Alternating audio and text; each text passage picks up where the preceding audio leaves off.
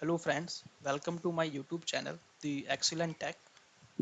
तो आज हम देखेंगे कि एसक्यूएल के अंदर स्टोर प्रोसीजर को कैसे बनाया जाता है, किस तरीके से उसे राइट किया जाता है, स्टोर प्रोसीजर को बनाने के लिए क्या क्या चीज़ें ध्यान में रखनी चाहिए, वो सारी चीज़ें आज मैं आपको इस वीडियो में बताऊंगा। बिकॉज फ्रेंड्स क्या होता है, जब भी हम कंपनी में काम करते हैं तो स्टोर प्रोसेस तो हम बना लेते हैं, उसके बाद में उसके हमें बार बार ऑप्टिमाइज करना पड़ता है। वो हमें वो परफॉर्मेंस नहीं दे पाता जिस परफॉर्मेंस की हमें रिक्वायरमेंट होती है। वो बहुत स्लो काम करता है, या हम में से कुछ चीज़ें भूल जाते हैं जो उसके अंदर लिखनी बहुत ज़रूरी होती है। तो वो सारी चीज़ें मैं आपको इस वीडियो में बताऊंगा। तो चलिए शुरू करते हैं और एक डमी स्टोर प्रोसेस बनाते हैं, और उसके अंदर हम सारे फॉर्मेट्स यूज़ करते हैं, सारी चीज़ें यूज़ करते हैं ताकि उसको हम वेल परफॉर्मेंस वाइज उसे हम बना सकें। तो चलिए शुरू करते हैं और एक स्टोर प्रोसीजर बनाते हैं हम। तो उसके लिए आपको क्या करना पड़ेगा, हमारे पास में दो तरीके हैं। आप तो या डायरेक्टली आप क्रिएट यूज कर सकते हैं क्रिएट स्टेटमेंट के साथ में, और एसक्यूएल आपको एक फीचर प्रोवाइड भी करता है। जैसा कि हमारे पास में यहाँ पे द एक्सीलेंट क्लासेस का डेटाबेस है। आप इसके ऊपर प्लस आइकन पर क्लिक करिए, यहाँ पे प्रोग्राम में भी डीप चले जाइए आप। इसके ऊपर क्लिक करने के बाद में स्टोर प्रोसीजर होगा। आप इस पर जब राइट क्लिक करेंगे तो यहाँ पर न्यू का ऑप्शन आएगा, इसके ऊपर स्टोर प्रोसीजर पर क्लिक करना है। जैसे ही आप स्टोर प्रोसीजर पर क्लिक करेंगे, एक नई विंडो आपके पास में ओपन होगी। आप देख सकेंगे यहाँ पे ऑलरेडी एक स्ट्रक्चर डिफाइन किया हुआ है जो कि एसक्यूएल आपको प्रोवाइड करता है। तो हमें क्या करना होता है, सिंपल क्रिएट स्टोर प्रोसीजर, यहाँ पे हमें स्टोर प्रोसीजर का नाम लिखना है। तो चलिए मैं शुरू करता हूँ और यहाँ पे एक स्टोर प्रोसीजर का नाम लिखता हूँ। जब भी हम स्टोर प्रोसीजर का नाम लिखते हैं तो उसके लिए हमें कुछ चीज़ें ध्यान में रखनी। उसके पहले सबसे पहले आपको एक स्कीमा देना पड़ता है। मेरे पास में एक ऑलरेडी स्कीमा बना हुआ है, दी एक्सीलेंट क्लासेज डॉट। अगर आप एक स्टोर प्रोसीजर ऐसा बना रहे हैं जिसके अंदर आपको वैल्यू गेट करनी है, तो उसके लिए सबसे पहले हम लिखते हैं USP underscore web underscore get underscore student detail. मैं यहाँ पे एक स्टूडेंट की डिटेल्स गेट करने के लिए स्टोर पर बना रहा हूँ, इसलिए मैंने इसका नाम the excellent classes dot USP underscore web underscore get underscore student details नाम का एक स्टोर प्रोसीजर क्रिएट कर रहा हूँ। यहाँ पे आपके पास में पैरामीटर्स की लिस्ट देनी है, तो मैं इसको अभी के लिए हटा देता हूँ। और यहाँ पे पैरामीटर की लिस्ट, मैं सपोज करूँ कि मेरे पास में एक स्टूडेंट की डिटेल लेके आनी है, उसके लिए मेरे को स्टूडेंट की आईडी चाहिए होगी। तो मेरे पास में ऑलरेडी एक स्टोर बना हुआ है, तो वहाँ से मैं कॉपी कर लेता हूँ। एग्जिस्टिंग स्टूडेंट आईडी एक पैरामीटर है, तो मैं यहाँ पे वो रख लेता हूँ स्टूडेंट आईडी। तो मैं इसे मॉडिफाई कर देता हूँ स्टूडेंट आईडी के नाम से। उसके बाद में आप देखेंगे फ्रेंड्स, मैंने यहाँ पे दो चीज़ें और ले रखी है। मैं इसे भी कॉपी करके अपने वाला में रख लेता हूँ। मैंने यहाँ पे दो एक्स्ट्रा पैरामीटर लिए हैं, एक रिटर्न मैसेज और एक रो काउंट। ये दो पैरामीटर मैंने आउटपुट पैरामीटर लिए हैं। ये चीज़ दिखाएगा। मैं इसको पहले ब्रैकेट में रख देता हूँ।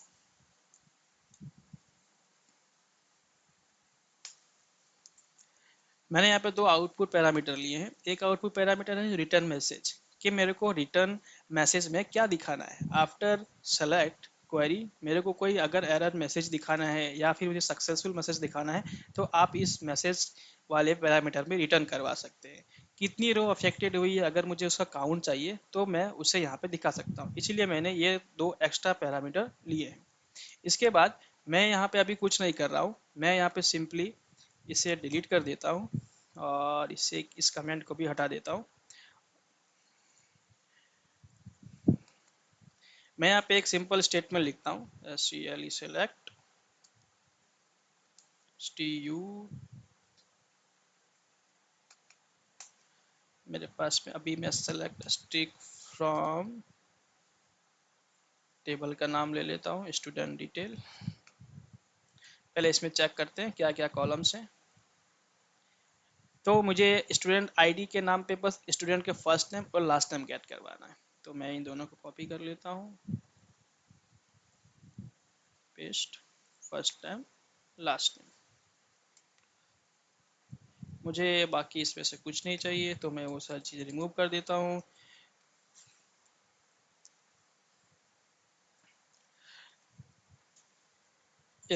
अभी मैं सिंपली इसे क्रिएट कर देता हूँ वन टाइम के लिए। उसके बाद मैं आपको सारी चीज़ें बताऊंगा कि आपको इसके करने के बाद में क्या क्या चीज़ें ध्यान में रखनी है, क्या क्या चीज़ें करना है, वो सारी चीज़ें। तो अभी मैं बस वेयर कंडीशन के अंदर ये यहाँ पे ऐड कर देता हूँ normally, WHERE where student ID equal to paste.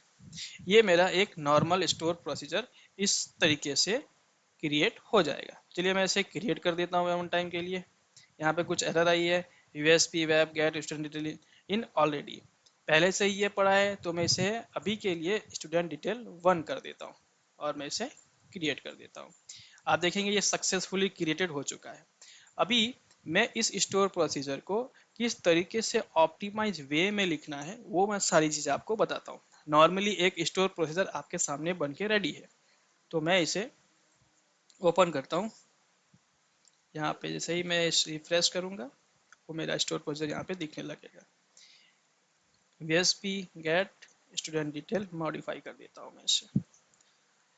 मैं इसके पास वाले टैब को बंद कर देता हूँ। ये रहा, अभी मेरे पास में स्टोर प्रोसीजर इस मैनर में ओपन हुआ है मॉडिफाई अल्टर के स्पेस में।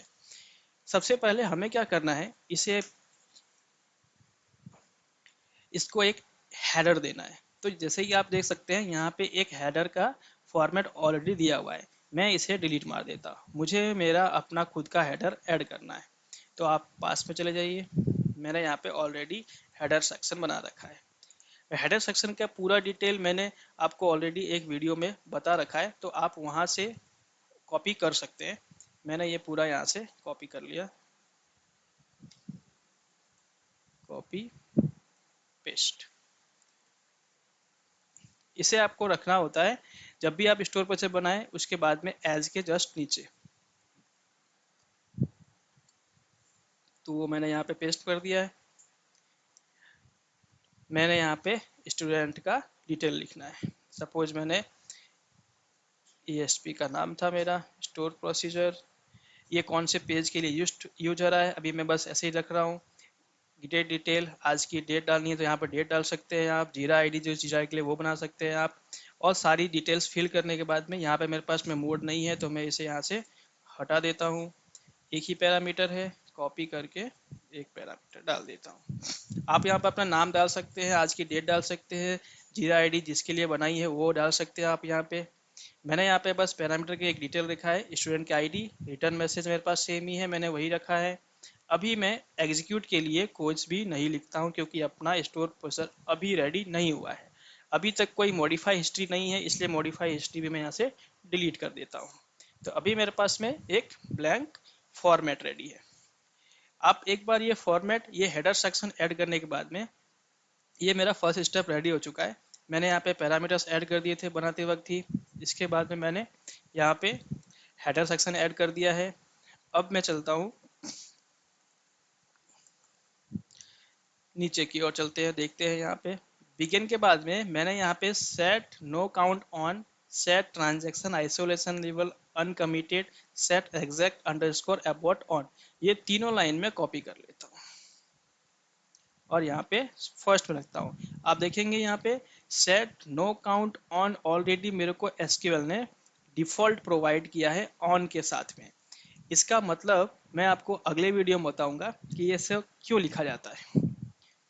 ये सब का वीडियो मैंने अलग से बना रखा है तो आप वहां जाके चेक कर सकते हैं। Set no count on, set transaction isolation level it में, चलिए मैं वन लाइन में आपको इन सब का मतलब बता देता हूँ। सेट नो काउंट ऑन तब रखते हैं जब हमें, सपोज आपके पास में एक स्टोर प्रोसीजर है और वहाँ पे एक वाइल लूप लगा हुआ है या फिर एक फोर लूप लगा हुआ है, तो ये उस वक्त पे काम आता है जब आपको इटरेशन के अंदर हर एक स्टेटमेंट के रो के अपडेट का इंफॉर्मेशन चाहिए होता है, तो उस केस में हम इसे ऑफ कर देते हैं। ये क्या करता है, ईच स्टेटमेंट का रो काउंट आपको दिखाता रहता है, अफेक्टेड अफेक्टेड अफेक्टेड, ये परफॉर्मेंस को स्लो करता है। दैट इज वाई यहाँ पे हम इसे डिफॉल्ट ऑन के साथ में रखते हैं, ताकि हर एक स्टेटमेंट के रिकॉर्ड को हमें मैसेज में नहीं दिखाना होता है। सेकंड है मेरे पास में set transaction isolation level read uncommitted. यहाँ पे ये अनकमिटेड और कमिटेड दो तरीके का होता है। तो फर्स्ट वाला जो मैंने यहाँ पे अभी जो यूज किया है वह रीड अनकमिटेड यूज किया है, बिकॉज मुझे इस स्टोर प्रोसीजर के अंदर सिर्फ और सिर्फ रीड करवाना है, ना कि कुछ अपडेट स्टेटमेंट लिखना है, ना ही मेरे को कोई इंसर्ट का स्टेटमेंट लिखना है। दैट इज वाई मैंने यहाँ पे जो ट्रांजेक्शन आइसोलेशन रखा है वह रीड अनकमिटेड का रखा है। जब भी मेरे को यहाँ पे कोई इंसर्ट या अपडेट की स्क्रिप्ट लिखनी होगी तो मैं यहाँ पे इसे कमिटेड का आइसोलेशन लिखूंगा। थर्ड नंबर है मेरे पास में सेट एग्जैक्ट अबॉट ऑन। ये अभी के लिए मैंने डिफॉल्ट ऑन रखा है। आगे चलते हैं। अभी इसके बाद में आपको क्या करना है, डिक्लेयर का स्टेटमेंट मैंने यहाँ पे रखा है, वो मैं कॉपी कर लेता हूँ यहाँ से और यहाँ। इसके बाद में आपको जो भी पैरामीटर ऊपर से आ रहे होते हैं, सपोज मेरे पास में यहाँ पे 3 पैरामीटर ऊपर से आ रहे हैं, यहाँ पे जो भी पैरामीटर आता है उस पैरामीटर को हम डायरेक्टली वेयर कंडीशन में नहीं लिखते हैं, उसे हमें एक लोकल वेरिएबल के अंदर असाइन करना जरूरी होता है। इससे आप, मैं ऐसा कर लेता हूँ, declare student ID, student existing ID, मैं यहाँ से ये पैरामीटर कॉपी करके और नीचे रख देता हूँ और इसे मैं अंडरस्कोर से डिनोट करता हूँ। जब भी हम कोई लोकल वेरिएबल बनाते हैं उसे हम अंडरस्कोर से बनाते हैं। अभी मैंने क्या किया, डिक्लेयर एक लोकल वेरिएबल बना दिया है जिसमें क्या, स्टूडेंट की आईडी जो ऊपर से आ रही है उसे मैंने यहाँ पे पास कर दिया। मैं इस लोकल वेरिएबल को नीचे यूज करूँगा। मैं इस वेरिएबल को डायरेक्ट नीचे इसलिए यूज नहीं कर रहा क्योंकि ये परफॉर्मेंस का प्रॉब्लम आएगा। ये भी परफॉर्मेंस इंप्रूवमेंट के लिए भी काम आता है, ये भी परफॉर्मेंस इंप्रूवमेंट के लिए काम आता है। जब भी आप कोई स्टेटमेंट कंप्लीट करें तो उसके बाद में सेमी कॉलन जरूर लगाएं। अभी मेरा ये एसपी थोड़ा बहुत ऑप्टिमाइज वे में हो चुका है। अभी इसके अंदर अभी भी चीज़ें मिसिंग है, वो मैं आपको दिखाता हूँ क्या क्या चीज़ें मिसिंग है। मैंने यहाँ पे सेट नो को लगा दिया, आइसोलेशन भी हो गया, एग्जैक्ट अबॉट भी हो गया, मैंने लोकल वेरिएबल्स भी डिक्लेयर कर दिए, उसको यूज भी कर लिया।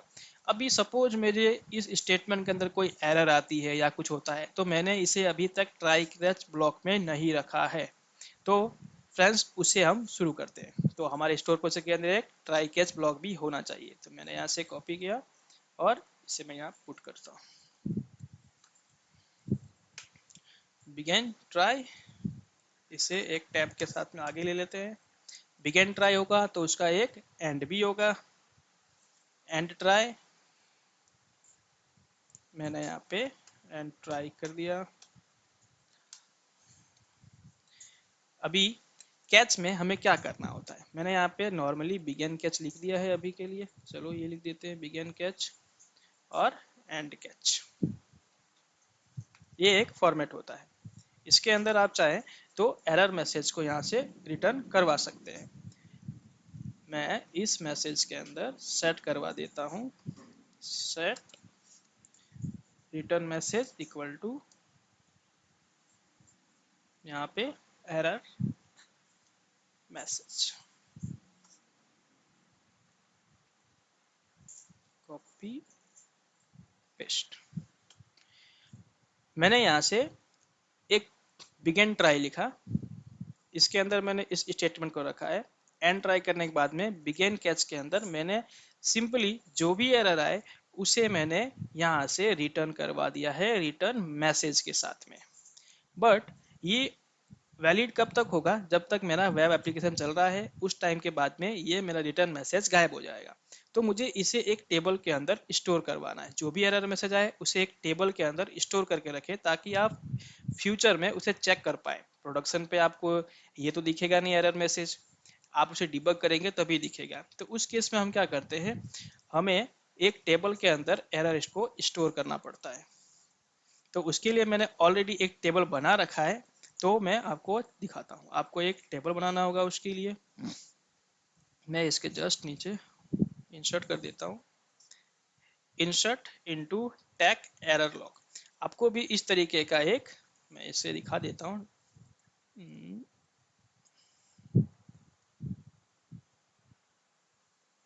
ये रहा। इस फॉर्मेट में आपको एक एरर लॉग का टेबल मेंटेन करना है, जिसके अंदर आपको ये सारी चीज़ें लिखनी है, ये सब टाइप लिखना है, और इस तरीके से एक टेबल बनाना है जिसके अंदर एरर लॉग आईडी होगा, error number, error procedure, error line, error statement, error message, error severity, error statement, और भी सारी चीज़ें डिटेल आपको स्टोर करवानी है, तो आप उसके अंदर स्टोर करवा सकते हैं। मैंने अभी के लिए इतना ही रखा है, और उसमें से कुछ ही चीज़ें मैंने उसके अंदर इंसर्ट करवाया है। तो अभी के लिए मैंने क्या किया, बिगिन ट्राई लिखा है, बिगिन ट्राई के अंदर मैंने स्टेटमेंट लिख दिया, एंड ट्राई कर दिया। बिगिन कैच के अंदर मैंने उस टेबल के अंदर कुछ इन्फॉर्मेशन, जो भी एरर आया, उस किस टाइम पे आया, वो क्या मैसेज था, वो लाइन नंबर क्या था, वो स्टोर प्रोसीजर क्या था, रनर का नंबर क्या था, वो सब मैंने इस टेबल के अंदर स्टोर करवा दिया है। तो अभी आप देखेंगे इस स्टोर प्रोसीजर को एक बार, तो वो कैसा दिख रहा है, देखो। सबसे पहले स्टोर प्रोसीजर आ गया, पैरामीटर्स आ गए, एक हेडर सेक्शन आ गया, उसके बाद में set on, no count on है, ट्रांजैक्शन आइसोलेशन लगा हुआ है, सेट एग्जैक्ट अबॉर्ट लगा हुआ है, लोकल वेरिएबल्स डिक्लेयर्ड है मेरे पास में, बिगिन ट्राई लगा हुआ है, कैच ब्लॉक है मेरे पास में उसे मेंटेन करने के लिए जो भी एरर आए, और बीच में मेरा स्टेटमेंट लगा हुआ है। तो ये एक वेल मैनर के अंदर एक स्टोर प्रोसीजर अपना रेडी है। जब भी अब कुछ चीज़ें और भी आती है हमारे पास में कि इस क्वेरी को किस तरीके से ऑप्टिमाइज वे में लिखा जाता है। अभी तक हमने एक स्ट्रक्चर देख लिया, अभी हम चलते हैं क्वेरी के ऊपर। तो मैंने यहाँ पे दो कॉलम सेलेक्ट करवाए हैं, select first name and last name from student detail where student ID this. तो अभी मैं इस टेबल के अंदर, अभी मैं ऐसा करता हूँ, एक बार सेलेक्ट मार के देखता हूँ, मेरे पास में लास्ट नेम आ चुका है, first name and last name, ये दोनों साथ में आ रहे हैं। क्यों? क्योंकि मैंने यहाँ पे कॉमा नहीं लगाया है। अभी आप चेक करिए, दोनों अलग अलग हो चुके हैं मेरे पास में। तो जब भी आप कोई टेबल यूज करें, तो उससे सबसे पहले आपको लास्ट में क्या लिखना होता है, विद नो लॉक। ये लिखना आप कभी ना भूलें। जब भी आप कोई टेबल यूज कर रहे होते हैं, विथ नो लॉक जरूर लिखें। इससे परफॉर्मेंस भी ऑप्टिमाइज होगा और कोई ब्लॉकेज भी नहीं आएगा। अभी मेरे पास में वेयर स्टूडेंट आईडी में स्टूडेंट आईडी का पैरामीटर मैंने ऐड कर दिया है। अभी मैं इसे एक बार अल्टर कर देता हूँ,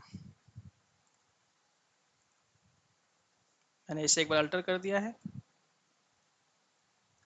और एक बार इसे हम जो बाकी पैरामीटर्स थे, यहाँ पे मुझे स्क्रिप्ट देनी पड़ेगी इस स्टोर प्रोसीजर की, तो वो स्क्रिप्ट मेरे पास में ऑलरेडी रेडी है। तो यहाँ से कुछ चीज़ें मैं कॉपी कर लेता हूँ ताकि अपना टाइम बचे। डिक्लेयर मेरे पास मैसेज ऑलरेडी है, इफेक्टिव है, मैं यहाँ से ये पूरा कॉपी कर लेता हूँ, एक बार यहाँ रख देता हूँ। उसके बाद में मैं नाम चेंज कर देता हूँ। अभी मेरे पास में स्टोर प्रोसीजर ये वाला है, कॉपी एग्जीक्यूट दिस, मोड मेरे पास में नहीं है, हटा देता हूँ मैं। स्टूडेंट एग्जिस्टिंग आईडी, मेरे पास में कोई स्टूडेंट की आईडी है, तो एक बार चेक कर लेता हूँ टेस्ट करने के लिए। अभी इसमें से नहीं आएगा, कॉपी यहाँ पे एक बार लिख लेता हूँ, select a streak from this, ये कॉपी कर लेता हूँ मैं, इससे हटा देता हूँ। मैंने एक स्टूडेंट आईडी यहाँ पे लिखा है, बाकी चीज़ें हटा देता हूँ। रिटर्न मैसेज के अंदर मैसेज ऑलरेडी है मेरे पास में, इफेक्टिव रो जो भी आएंगे वो। अभी मैं इसे एक बार रन करके चेक करता हूँ, क्या ये रन हो रहा है, लेट्स चेक। प्रोसीजर और function expect parameter student ID, मैंने यहाँ पे एग्जिस्टिंग स्टूडेंट आईडी लिखा है, पैरामीटर का नेम सही नहीं है। अभी रन करके देखते हैं, अभी मेरे पास में रन हो चुका है। तो मैंने क्या, इस स्टोर प्रोसीजर को रन किया है। साथ में मैंने क्या, ये दो आउटपुट पैरामीटर्स थे, मैं आपको अलग अलग करके दिखाता हूँ। मैंने एक स्टोर प्रोसीजर लिया है, उसके साथ में दो आउटपुट पैरामीटर को भी वहां से रिटर्न करवाया है, लेकिन दोनों के अंदर अभी आप देखेंगे ब्लैंक है। मैंने इन दोनों को अभी तक इसमें वैल्यू असाइन नहीं की है। मैंने मैसेज के अंदर तो असाइन किया है, रिटर्न मैसेज के अंदर मैंने वैल्यू को असाइन किया है, बट वो कब, जब मेरे पास में एरर आएगा। तो चलिए पहले इसको टेस्ट करते हैं। तो इसे टेस्ट करने के लिए क्या करना पड़ेगा, मुझे एक एरर लाना पड़ेगा। तो मैंने यहाँ पे क्या किया, 1/0 लिख देता हूँ थर्ड कॉलम के अंदर। अभी मैं इसे एक बार अल्टर कर देता हूँ। अब मैं इसे रन करता हूँ। मैं इतना भी रन करूंगा तो चलेगा। एरर मैसेज देखना है अपने को, तो इसे साथ में रन करते हैं। मैंने रन किया। अभी देखेंगे मेरे पास में कोई भी रो नहीं आई है, एक एरर आया है, और error divide by 0 error occurred, ये मेरे पास में मैसेज आ गया इस स्टोर प्रोसीजर को रन करने के बाद में। अभी मेरा ये पॉइंट था, जब ये कैश ब्लॉक में गया, इसने मेरे को रिटर्न मैसेज कर दिया, तो ये एंट्री इसके अंदर भी होनी चाहिए। तो चलिए चेक करते हैं। Select string from this.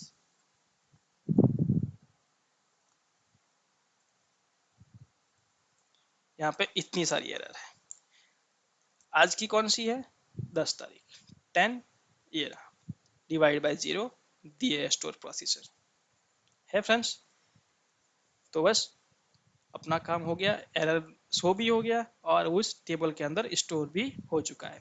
अभी हमें देखना है कि इफेक्टेड रो क्यों नहीं आई। तो इफेक्टेड रो हम यहाँ पे रिटर्न करवा देते हैं। मैं इसे वापस से रिवर्ट कर देता हूँ।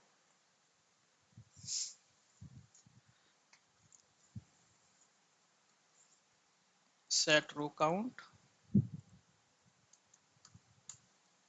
We set row count equal to @ show count. ये मेरा हो गया। मैं इसे अभी अल्टर कर देता हूँ। अल्टर हो चुका है। अभी मैं इसे सेलेक्ट करता हूँ। तो इसने मुझे क्या दिया, एक रो भी दिया, और इस रो के साथ में नंबर ऑफ अफेक्टेड जो भी काउंट थे वो यहाँ पे दिखाने गया। एक रो मेरे पास में आ चुका है। तो ये है मेरा ट्राई कैच ब्लॉक, और साथ में रिटर्न के अंदर आपको कितने रो अफेक्टेड हुए वो भी इसके अंदर है। तो आप इस स्टोर प्रोसीजर को वापस से ऊपर से चेक करें। मेरे पास में स्टोर प्रोसीजर एक वेल फॉर्मेट के अंदर है। एग्जीक्यूशन का तरीका भी है मेरे पास में, इसको कैसे एग्जीक्यूट करना है उसका एक एग्जांपल ऑलरेडी है मेरे पास में। अगर मेरे को स्टोर प्रोसीजर के अंदर से सिर्फ वैल्यू गेट करना है, मेरे को आउटपुट पैरामीटर नहीं चाहिए, तो मैं सिंपली इसको ऐसे भी एग्जीक्यूट कर सकता हूँ। आप देखेंगे सिर्फ रिजल्ट आएगा मेरे पास में। अभी तक कोई मॉडिफाई हिस्ट्री नहीं है मेरे पास में, इसलिए मैंने यहाँ पे मॉडिफाई हिस्ट्री नहीं रखा। ये एक फ्रेश स्टोर प्रोसीजर रेडी है मेरे पास में।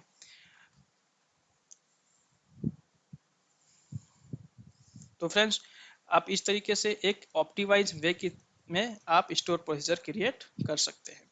ये बीच के स्पेसेस वगैरह हो तो आप उसे भी रिमूव करिए, ताकि वो देखने में अच्छा दिखे। जब भी आप कोई एसक्यूएल से प्री डिफाइन की यूज करते हैं, तो उसे आप कैपिटल केस में ही लिखें। Okay friends, thank you very much. Video अच्छी लगी हो तो लाइक करें, सब्सक्राइब करें, शेयर करें।